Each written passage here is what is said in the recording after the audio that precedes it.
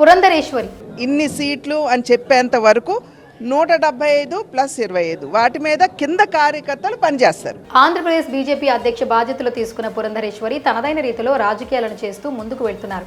మా నాయకత్వం వారి నాయకత్వంతో మాట్లాడుకుంటుంది. ఆ తర్వాత వారు రాజీకి వస్తారు, అండర్స్టాండింగ్కి వస్తారు. అది మరికొద్ది రోజుల్లో రాష్ట్రంలో సార్వత్రిక ఎన్నికల షెడ్యూల్ విడుదల గడువు సమీపించిన నేపథ్యంలో ప్రతిపక్ష తెలుగుదేశం జనసేన మధ్య కుదిరిన సీట్ల పంపకాల వ్యవహారంపై దుమారం చెలరేగింది.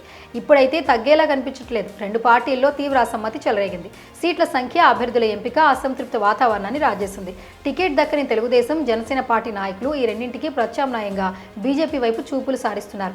కాషాయ కండువాను కప్పుకోవడానికి రెడీ అవుతున్నారు. ఎన్నికల నాటికి బీజేపీలో చేరాలని నిర్ణయించుకున్నారు.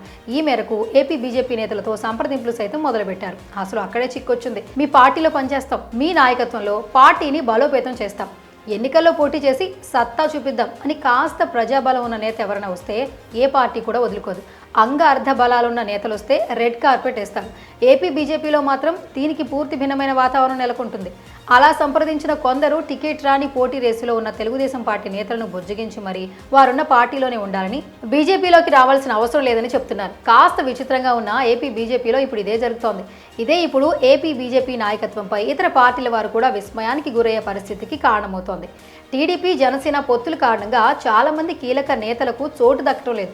టీడీపీలో అనేక మంది సీనియర్లకు తొలి జాబితాలో చోటు దక్కలేదు. అలాగే జనసేన కోసం కష్టపడిన వారు కూడా నిరాశకు గురవుతున్నారు. వారంతా ఎన్నికల్లో పోటీ చేసి సత్తా చాటాలన్న లక్ష్యంతో భారతీయ జనతా పార్టీలో చేరారని అంటున్నారు. ఇదే ఉద్దేశంతో తమ బలగాన్ని ఉపయోగించి బీజేపీని మరింత బలపరుస్తారని చెబుతూ పార్టీలోకి చేరేందుకు ప్రయత్నిస్తున్నారు. పార్టీ రాష్ట్ర శాఖ అధ్యక్షురాలు పురంధరేశ్వరి మాత్రం అసలు వారిని పార్టీలో చేర్చుకునేందుకు ఏమాత్రం ఆసక్తి చూపించట్లేదు. పైగా వారిని టీడీపీలోనే ఉండాలని ఒత్తిడి చేస్తున్నారు. అంతేకాదు అలా తమ పార్టీలో చేరాలనుకుంటున్న నేతల సమాచారాన్ని సైతం టీడీపీకి అందిస్తున్నట్లుగా తెలుస్తోంది.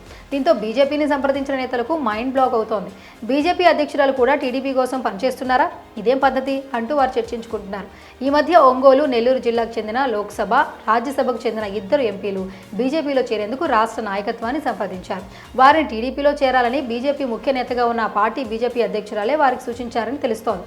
దగ్గుబాటి పురంధరేశ్వరి భర్త దగ్గుబాటి వెంకటేశ్వరరావు ఇలాంటి విషయాల్లో చురుగ్గా వ్యవహరిస్తారు. తామే ఈ పార్టీలో చేరి తప్పు చేశామని భావనలో దగ్గుబాటి మాట్లాడడం ఆశ్చర్యం కలిగిస్తోంది.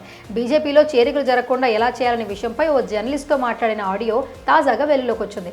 ఆ ఆడియో బీజేపీ హైకమాండ్ వద్దకు చేరింది. బీజేపీ హైకమాండ్తో పరిచయాలు ఉన్నవారు మరికొంతమంది నేతలు పార్టీలో చేరేందుకు ఢిల్లీ పెద్దల్ని సంప్రదించారు. రాష్ట్ర నాయకత్వంతో మాట్లాడమని హైకమాండ్ చెప్పడంతో ఇక్కడ నేతల్ని సంప్రదించడంతో పార్టీ మారద్దని మోటివేట్ చేశారు. ఇది తేడాగా ఉండటంతో ఆయా నేతలు ఢిల్లీ పెద్దలకు ఈ విషయాల్ని చేరవేస్తున్నట్లుగా తెలుస్తోంది. దీనిపై బీజేపీ హైకమాండ్ ఆరా తీసింది.